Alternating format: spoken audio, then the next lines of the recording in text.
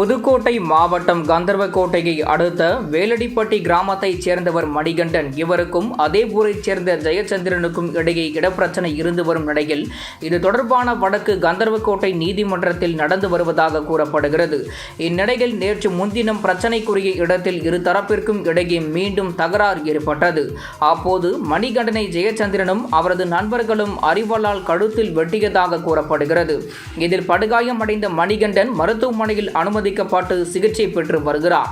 இந்நிலையில் பாதிக்கப்பட்ட தரப்பைச் சேர்ந்த மணிகண்டன் உறவினரான குமாரவேல் மீது பொய் வழக்கு பதிவு செய்து சிறையில் அடைக்கும் முயற்சியில் கந்தர்வக்கோட்டை போலீசார் ஈடுபட்டுள்ளதாக குற்றம் சாட்டி குமாரவேல் மனைவி வேதவள்ளி பெட்ரோல் கேனுடன் காவல் நிலையம் முன்பு தற்கொலை முயற்சியில் ஈடுபட்டார்.